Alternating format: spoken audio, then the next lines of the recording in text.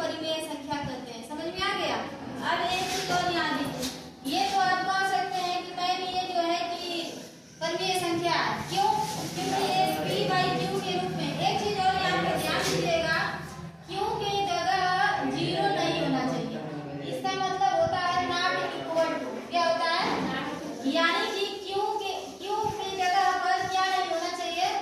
0। यानी कि यहाँ पर कोई भी संख्या होगी तभी ये परिमेय संख्या होगी। लेकिन बटा के रूप में जब हम लिख रहे हैं और यहाँ पर हम क्या लिखते हैं? 0, तो वह हमारी परिमेय संख्या नहीं होगी। समझ में आया?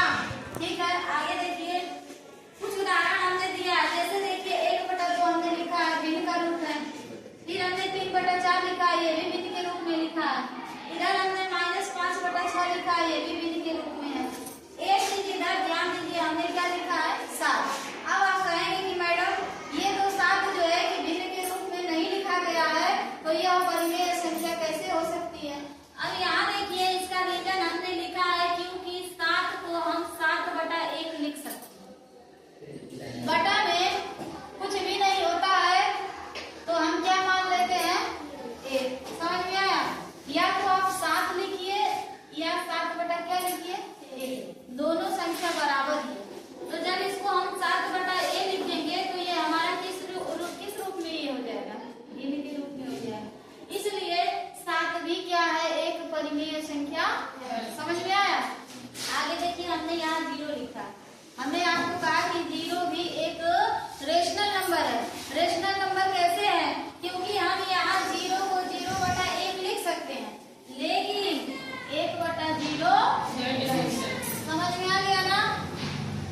आगे देखिए, इसीलिए 0 भी क्या है? रेशनल नंबर है। इधर हमने इसमें कुछ पॉइंट दिखाया है, ध्यान दीजिए। पॉजिटिव एंड निगेटिव दोनों नंबर रेशनल नंबर हो सकते हैं। पॉजिटिव का मतलब होता है धनात्मक और निगेटिव का मतलब क्या होता है? ऋणात्मक। जैसे यहाँ पर ये क्या है? पॉजिटिव है और यहाँ पर एक संख्या क्या है? निगेटिव।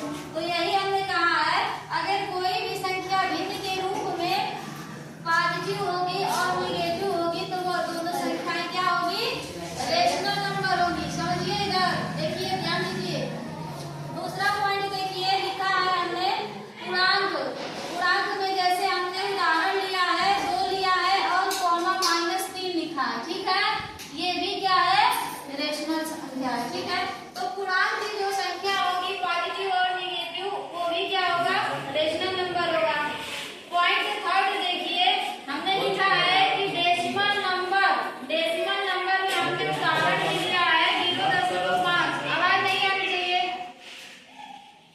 डेसिमल नंबर में हमने उदाहरण में लिखा है 0.5, 0.25। ये भी क्या है? रेशनल नंबर है।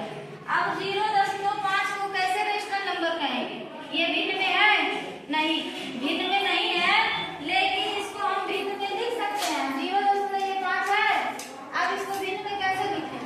बटा में करेंगे, 10 हटेगा तो नीचे क्या आएगा? 10 आएगा। फिर 5 से इसको डिवाइड करेंगे, नीचे क्या आएगा? 2 और ऊपर क्या आएगा? 1। बराबर में हमको क्या मिला? 1/2। तो हमने 0.5 को भिन्न में परिवर्तन कर दिया, तो इसलिए 0.5 भी क्या है? परिमेय संख्या है। तो अब ये अमल कहिएगा कि मैं यह भिन्न के रूप में नहीं लिखा गया है तो यह परिमेय संख्या नहीं है। यह नहीं लिखा गया है, लेकिन इसको हमको क्या करना है? भिन्न के रूप में कन्वर्ट कर देना है। समझ में आया? यहाँ एक और उदाहरण लिया है 0.25। 0.25 परिमेय संख्या है? कैसे है?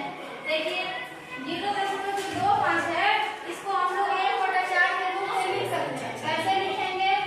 बटा में ले जाएंगे, 10 हटेगा, 100 आएगा। 25 का 100 में भाग देंगे तो कितना बच जाएगा? 4 और ऊपर आएगा 1। बराबर में क्या आ गया? 1/4। समझ में आ गया?